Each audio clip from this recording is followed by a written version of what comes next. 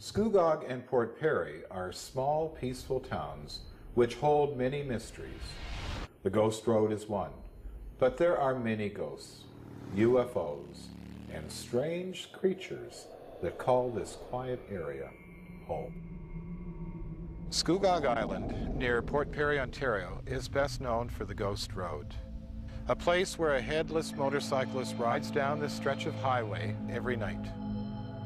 No one really knows who this motorcyclist is or when he died, but the story goes that in the 1960s, a man riding on a motorcycle down the 9th and 10th concession of Scugog Island lost control of his motorcycle and went off into the field and was decapitated by a barbed wire fence. And since that time, people have witnessed the light of a motorcycle traveling down the stretch of road every night. For years, people have parked on the Ghost Road on Lake Scugog to witness the sight of a headless rider. Teenagers going out to the road to park and wait, and what do they see? They see the Ghost Rider. In 1984, a couple went out to the Ghost Road when suddenly their dashboard lights went on. Then the headrest started to bang. They didn't know what to do. The wolves started to howl, and they were out of there. For years, people have tried to solve the mystery of the Ghost Road. What is this light? In 1983, a journalist and another group of people went out onto the Ghost Road. They set up two stations, one on the Ghost Road and one on another road running north and south across the lake. They set up with walkie-talkies. Suddenly they're talking away, and the Ghost Road group states, "I can see your lights. You have your lights on." They thought they'd solved it. It was the headlights of a car. We don't have our lights on. Come on. Our lights aren't on. I don't know what you're seeing.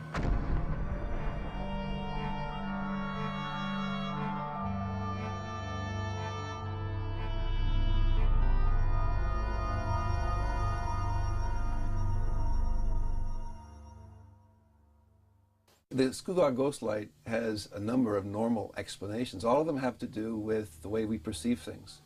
So whenever you talk about light and shadow, and light of a motorcycle or light of a UFO or whatever, you've got to recognize that there are all kinds of lights in our natural environment. Some of them are lights reflected off a lake at night. Some of them are lights that one sees masked by the trees.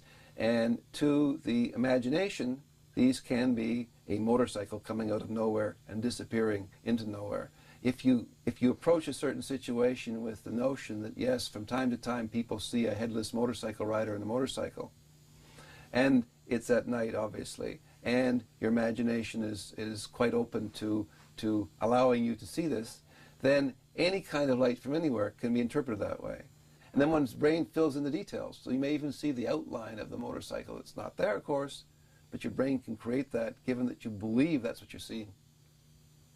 People in the Scugog area have also experienced unusual lights in the sky at night. Lights that travel at rapid speeds and then disappear from view. Are they UFOs? Well, some people believe so. I moved up to Caesarea about 1969. The fall of that year was my first incident of seeing something in the sky. One summer, I was kind of bored. I decided to take my dog for a run with my bike. The dog suddenly saw something ahead of me and took off after it. It was in the driveway of one of the cottages. The dog started barking. By this time, I had caught up to the dog, jumped off my bicycle, and started commanding the dog to get back. This object, or this thing, moved towards a bank of cedar trees. Now, instead of running up the cedar tree, like I thought it was a big cat or something like that, it stood up. And it stood up to about 3.5 feet tall, large head and long willowy arms. Now, at this point, the dog stopped, and then suddenly this sound, it was like a large thump or a large grunt, which seemed to not emanate from whatever it was just all around me. Like I felt my whole body shake. I was so petrified I couldn't get on my bicycle. I ran pushing the bicycle down the road ahead of me, ran into the house where my parents said like what had happened, and I was shaking so bad that I couldn't even open my mouth. Anything I had read about aliens or extraterrestrial beings, they were all supposed to look like, like us. And this was long before I had ever heard the term a gray, you know. But once I started seeing pictures and stuff and reading articles, I was going, wow, that seems a lot like what I saw that night.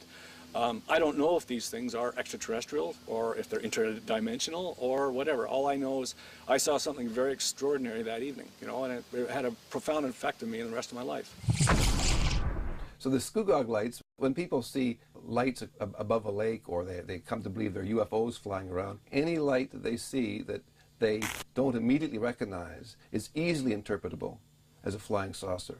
And in fact, there are all kinds of moving lights in the night sky, whether it's satellites, whether it's airplanes, whether it's searchlights. So we can easily interpret any light in the sky as an alien being. We have a lot of interesting, strange phenomena in the community.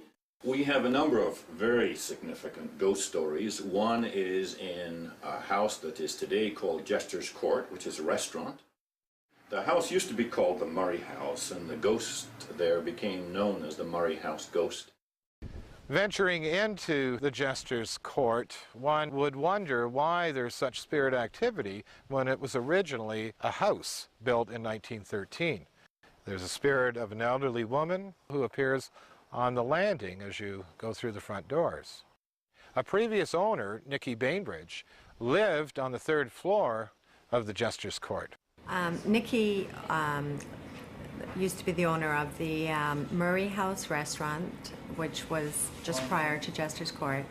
She operated the restaurant downstairs, fine dining, and she lived upstairs in the upstairs quarters of the house. Nicky had a very unusual relationship with the spirits of the Jester's Court.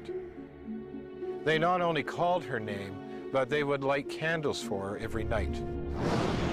For 30 days in a row, Nicky got up every morning and went downstairs and witnessed every table lit by a candle. People would pass by at nighttime when the restaurant was closed in the wee hours of the morning, and they would say that they would see a candle burning at a particular table, and people sitting there in vintage clothing. One night she was awakened by this voice in her ear calling her name. She realized something was wrong. She got up, and one of the spirits had lit a candle on a windowsill, and the candle had fallen over. The spirit saved Nicky's life.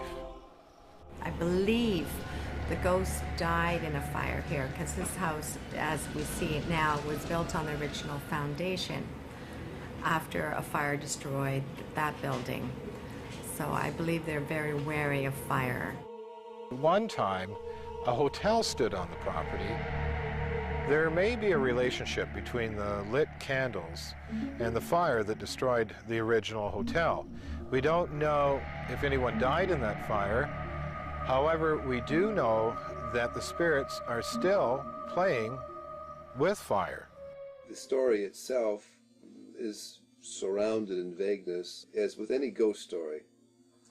You can be sure that that is a combination of their suggestibility because they've heard the story and some amount of dis-ease or discomfort or anxiety, probably late at night, perhaps with their senses dulled a little bit by alcohol. So legend plus suggestibility plus semi-darkness and misinterpretation of ambiguous stimuli. The recipe's there once again to maintain a ghost story. All sorts of irrelevant things can come to be seen as manifestations of the ghost. There's no rhyme, no reason.